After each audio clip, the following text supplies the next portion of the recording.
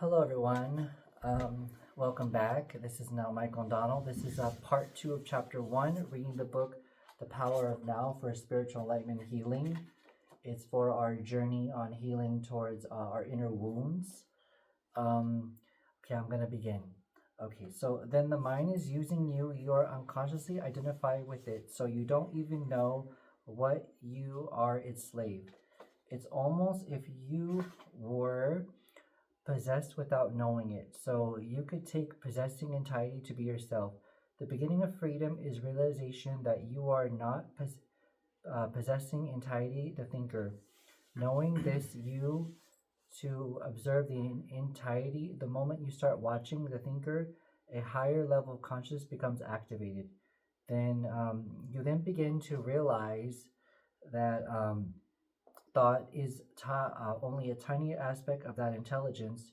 You also realize that all the things that truly matter beauty, love, creativity, joy, inner peace arise from beyond the mind. You begin to awaken.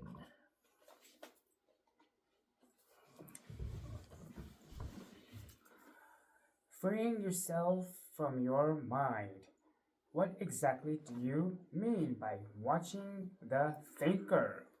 When someone goes to the doctors and says, I hear a voice in my head, he or she will most likely be sent to the psychiatrist.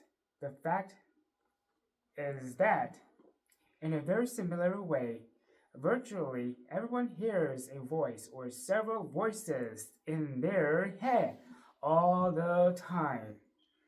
The involuntary thoughts processes that you don't realize you have the power to stop. Continuous, continuous monologue or dialogue. You have probably come across mad people in streets increasingly taking a or murdering to themselves.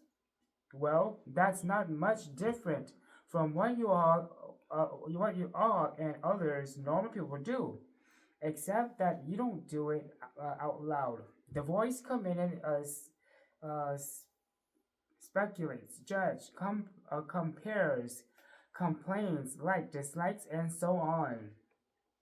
The voice isn't necessarily relevant to the situation you find yourself in the time.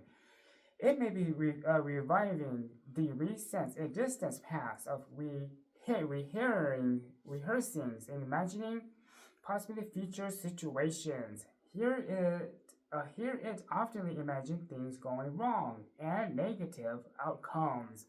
This is called worry. Sometimes this is soundtrack to the accompanied by visuals, images, or mental movies.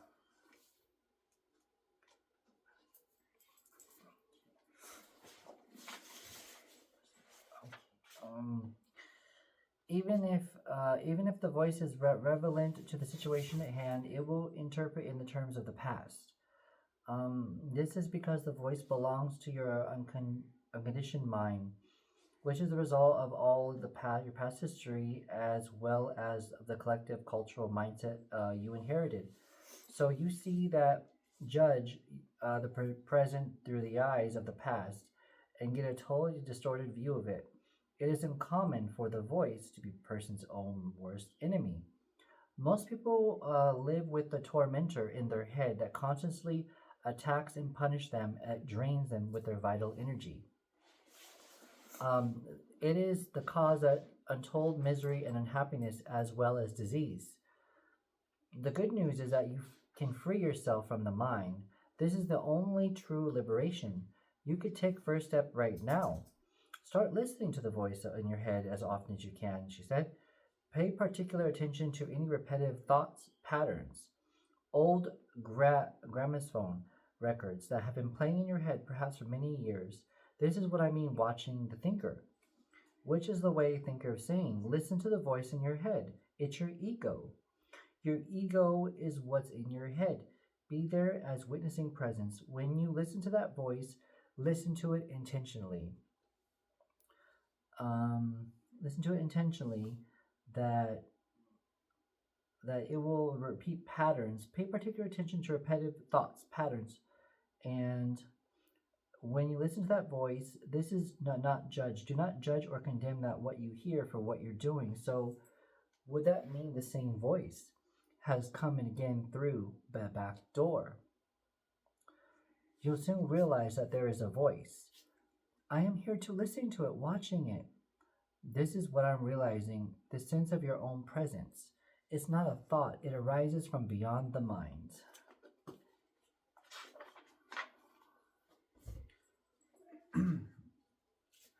So when you listen to a thought, you are aware not only only of the thought, but also of yourself, the witnesses of the thought. A new dimension of consciousness has come in. As you listen to the thought, you feel a consciousness presence, your deeper self, behind the underneath the thought, as it were. The thought then loses its power over you and quickly subsides because you are no longer energizing the mind through identifications with it. This is the beginning of the end of involuntaries and compulsive thinking. When a thought subsides, your experiences and discontinuity in the mental stream, a gap of no mind. At first, the gap will be short, a few seconds perhaps. Gradually, they will become longer. When these gaps occur, you will feel certain stillness and peace inside you. This is the beginning of your natural states of felt owningness and being, which is usually obscured by the mind. With practice, the sense of stillness and peace will deepen. In fact, there is no end of this depth. You will also feel a subtle emanations of joy arising from deep within, the joy of being. It is a trance-like state. Not at all. There is no loss of consciousness here. The opposite is the case. If the price of peace were a lowering of your consciousness and the price of the stillness a lack of virtual vitalities and alertness, then they would not be worth having. And this state of the inner connectedness, you are much more alert, more awakened than the mind identified states. You are fully present. It is arises the vibrational frequency of the energies field that gives you the physical body. As you go more deeply into the realm of no mind, as it is sometimes called in the East, you realize the state of pure consciousness. In this state, you feel your own presence with its intensities and such joys that all thinking, all emotions, your physical body as well as the whole external world become relatively significantly in comparisons to it. And yet, this is not a selfish but selfish state. It takes you beyond what you previously thought of as yourself, the presence of essentially you, and at the same time inconceivably greater than you. What am I trying to convey here may sound paradoxical or even contradictory, but there is no other way that I can express it. Instead of watching the thinker, you could also create a gap in the mind stream simply by directing the focus of your attention in now.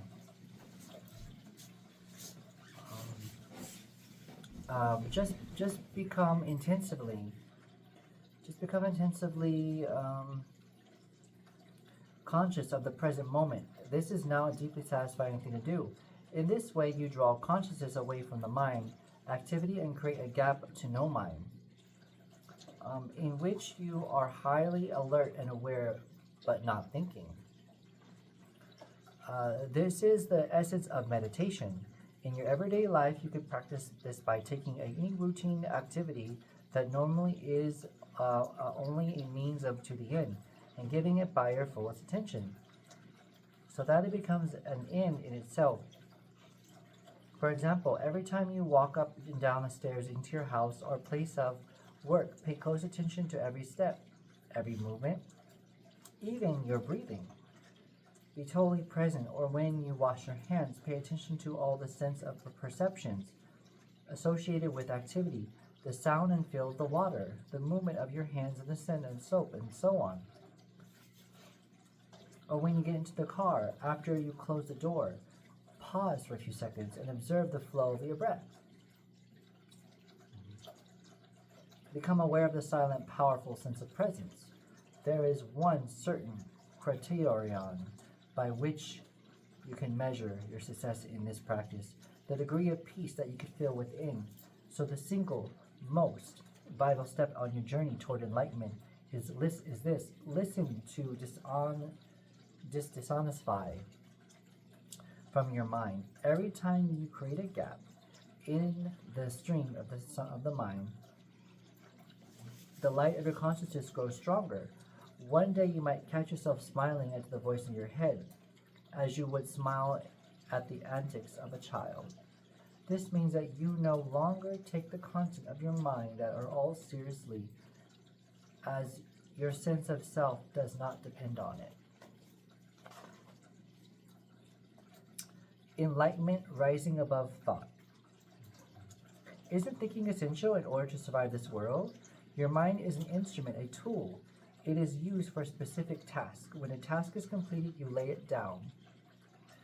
As it would, so 80-90% of most people's thinking that it's not repetitive and useless. But because it's dysfunctional and often negative nature, much of it is harmful. Observe your mind. Observe your mind and you will find it to be true.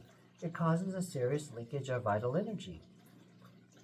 This kind of compulsive thinking is actually an addiction. What characterizes addiction? Ego. Quite simply that you can no longer feel that you have the choice to stop. It seems stronger than you. It also gives you a false sense of pleasure. Pleasure of it invariably turns into pain.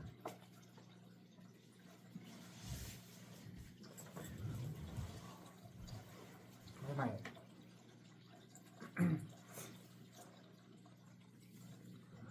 Why should we be addicted to thinking? Because you are identified with it, which means that you deserve your sense of self from the content and activities of your mind.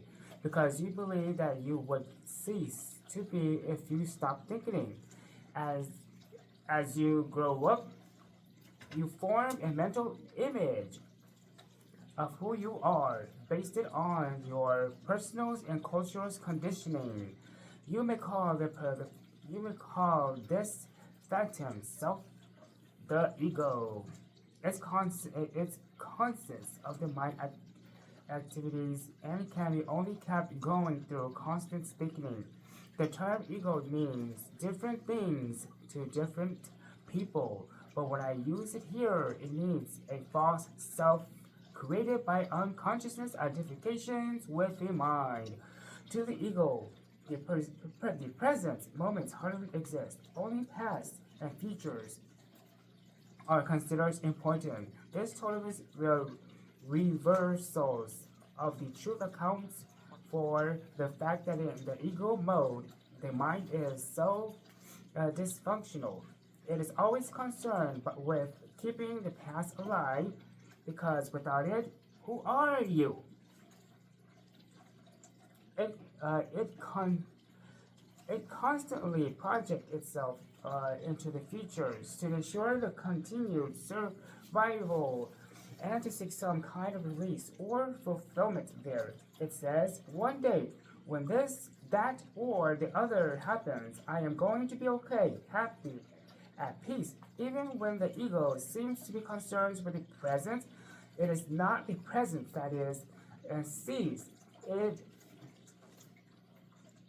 perceives it completely because it looks at it through the eyes of the past, or it reduces the presence of, to a meaning, to an end that always lies in the Mind Project's features. Observe your mind and you'll see that this is how it works. The presence moments holds the keys of liberations, but you cannot find the presence moments as long as you are your mind.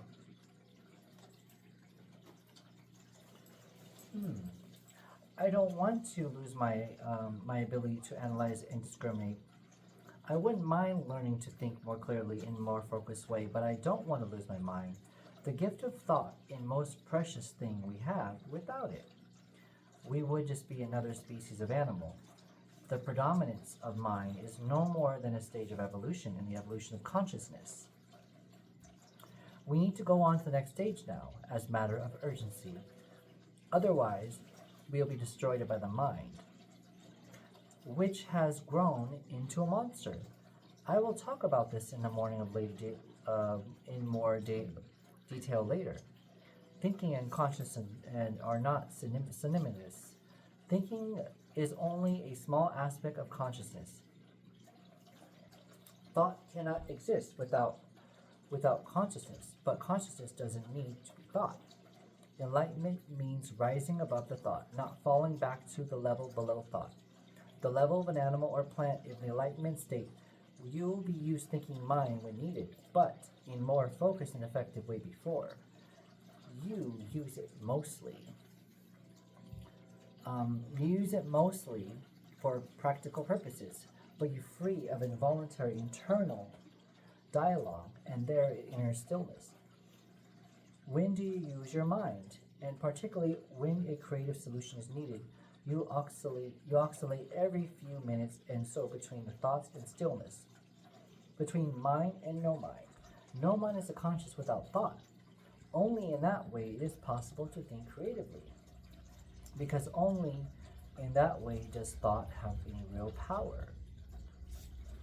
Thought alone, when it's no longer connected with much vaster realm of consciousness, quickly become barren, insane, and destructive. The mind is essentially a survival machine, attack and defense against all other minds, gathering, storing, analyzing information, which is contained in the ego. This is what it's good at, but it's not all about creative. All true artists, whether they know it or not, create a place in no mind from inner stillness. The mind then gives from creative impulsive or insight. Even the great scientists have reported of their creative breakthroughs came into a time of mental clarity.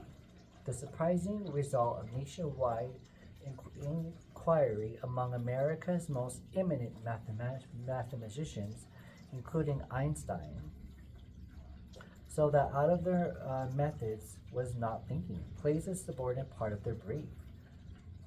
Decisive phase of creative act itself. So I would say that the simple reason with why majority of scientists are not creative is because they do not have to think, because they do not know how to stop thinking. It wasn't though in the mind through thinking that the miracle that this one on earth of your body was created and one being sustained. There is clearly an intelligence at work that is far greater than in the mind, the ego.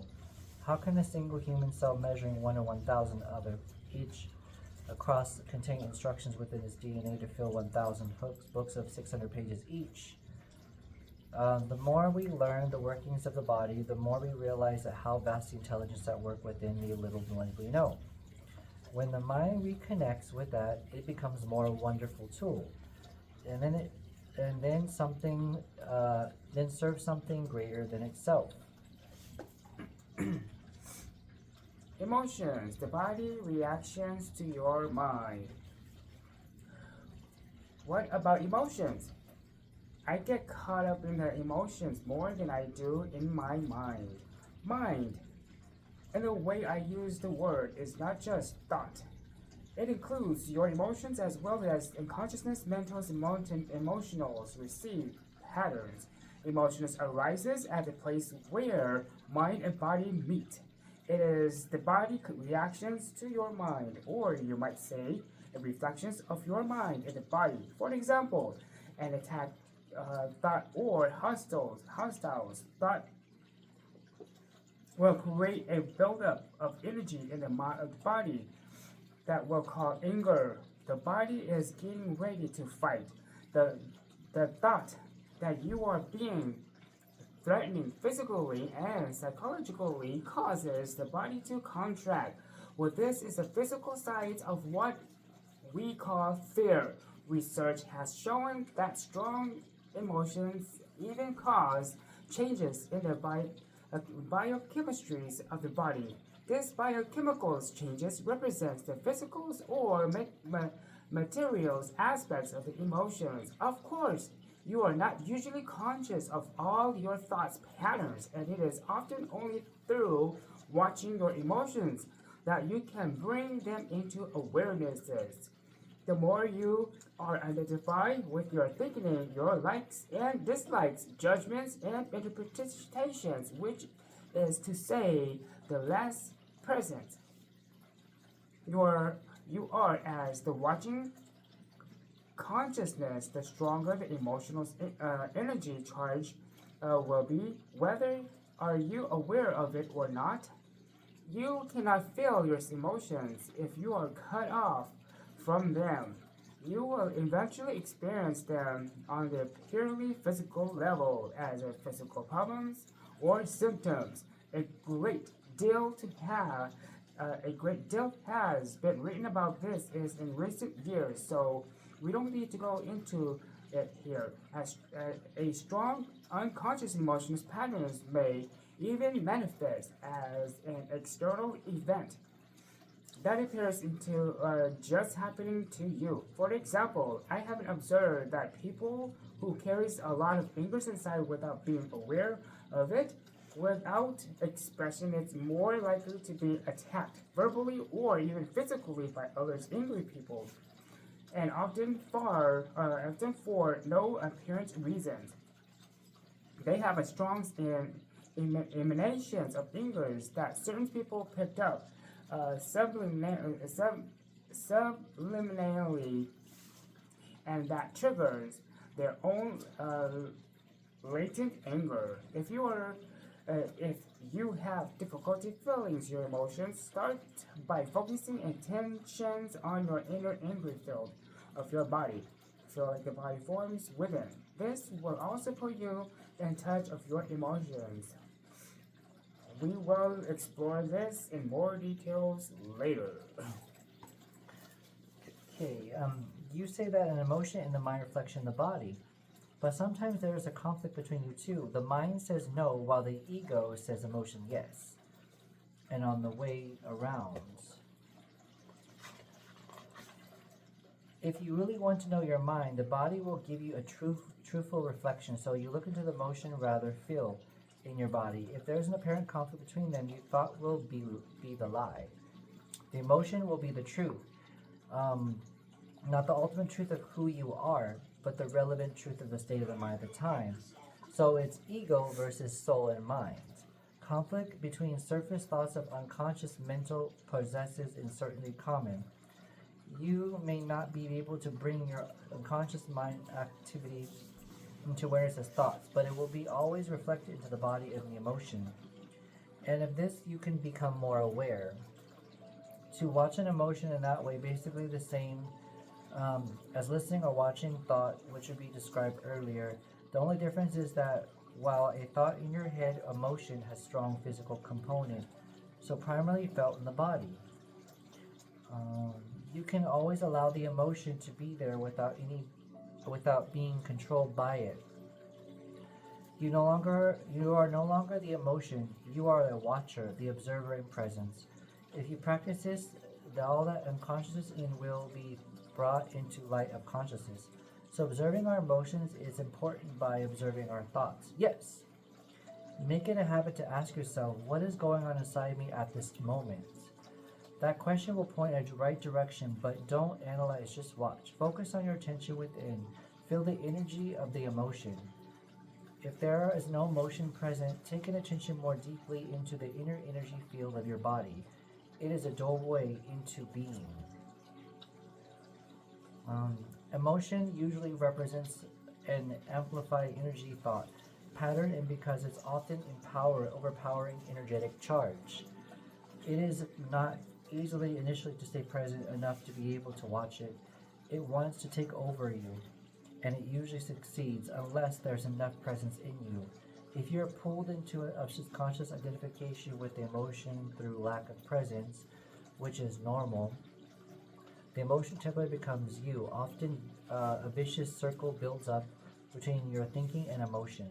They feed each other. The thought and pattern creates magnifying reflection of itself in the form of an emotion, and the vibrational frequency of an emotion keeps feeding in the original thought pattern. By dwelling mentally on the situation, event, a person's perceived cause of emotion, the thought feeds energy into the emotion, which turns energizes the thought pattern, and so on.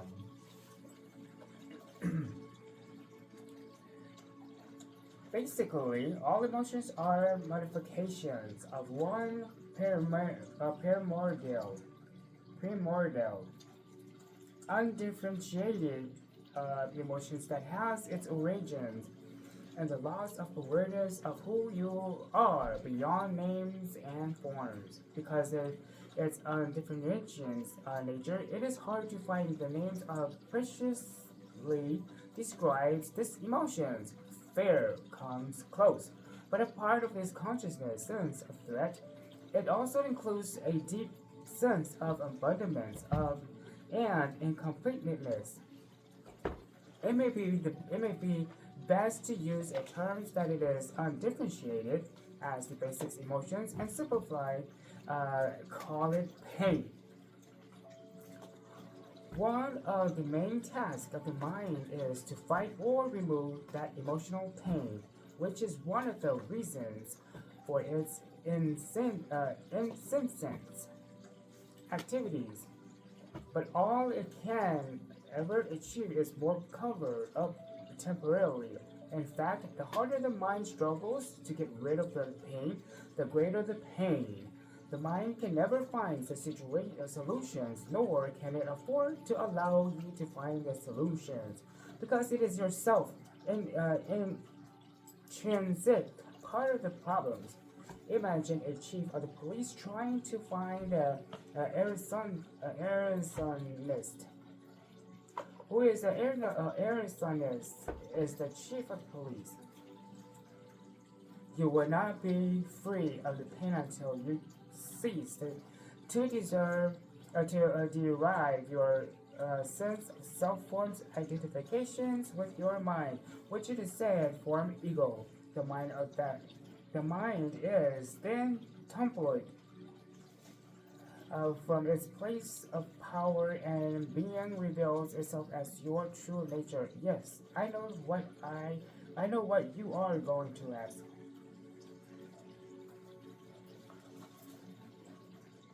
I was going to ask, what about positive emotions, such as joy and love? They are inseparable from your natural state of interconnectedness with being.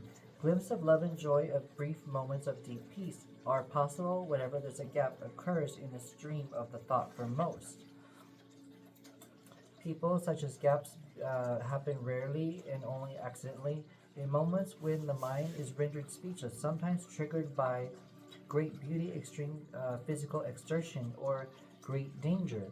Suddenly, there is an inner stillness. Within the stillness, there is a subtle but intense joy. There is love, there is peace. Usually, such moments are short lived, and mind quickly resumes its noise making activity that we call thinking. Love, joy, and peace cannot flourish until we have freed yourself from the mind dominance. But there are not, I would call, emotions. They lie beyond emotions on a much deeper level. So you need to become fully conscious of your emotions, and not be able to feel them before you could feel that which lies beyond them. Emotion literally means disturbance. The word comes from Latin eminence meaning to disturb one's peace. Love, joy, and peace are deep states of being rather than three aspects of state interconnectedness with being. As such, there is no opposite. This is because you arise from beyond the mind. Emotions, on the other hand, being part of a dualistic mind, are subject of the law of opposites. This simply means that you cannot have a good without bad. So, in the enlightened and the mind identified condition, what is sometimes wrongly called joy is usually short lived. Pleasure side of contentiously alternating pain, pleasure, a cycle. Pleasure is always derived from the something outside of you, whereas joy arises from within. The the very thing that gives you pleasure today is what you give pain tomorrow. So it will leave you. So its absence you will give pain. And what is often referred to love may be pleasurable and exciting for a while, but it is an addictive, clingy, and extremely needy condition that could turn into the opposite of the flick of the switch. Many love relationships after initial euphoria has passed actually oscillate between love and hate, attraction and attack. Real love doesn't make you suffer. How could it? It doesn't suddenly turn into hate, nor does it turn to joy into pain. As I said even before, you are an enlightened person. Before you freed yourself from your mind, you made glimpses into true joy, true love, or a deep inner peace still but vibrantly alive. These are aspects of your true nature which are usually obscured by the mind, the ego. Even within normal, addictive relationship, there are many moments where the presence of something more genuine, something more incorruptible, can be felt. But there are glimpses soon as covered up again through the mind interference. It may be then seen that something very precious and lost it on your mind may we convince you that you was an illusion anyway. The truth is that it was an illusion, and you cannot lose it. It is part of your natural state, which can be obscured by never destroyed by the mind. Even when the sky is heavily overcasted, the sun hasn't disappeared, it's still there on the other side of the clouds. The Buddha said that pain or suffering areas, suffering arises through desire or craving, and that to be free of pain, we need to cut the bonds of desire. All cravings are mind seeking salvations or fulfillment to external things, and in the futures of substitutes for the joy of being. As long as I am my mind, I am those cravings, those needs, wants, attachments, and aversions. And part of them there is no I accept as a mere possibility or unfulfillment potentials, a seed that has not yet sprouted. In that state, even my desire to become free or enlightened is just another craving for fulfillment or completions in the future. So don't seek to become free or desire or achieve enlightenment becomes present. Be there as the observer of the mind instead of quoting the Buddha, be the awakening one, which is that the words Buddha means. He means have been in the grip of the pain for eons, ever since they fell from the states of grace, entered the realm of time and mind, and the loss of awareness of being. At that point, they started to perceive themselves as meaningless, fragment in the alien's universe, unconnected to the source of the each and to each other's.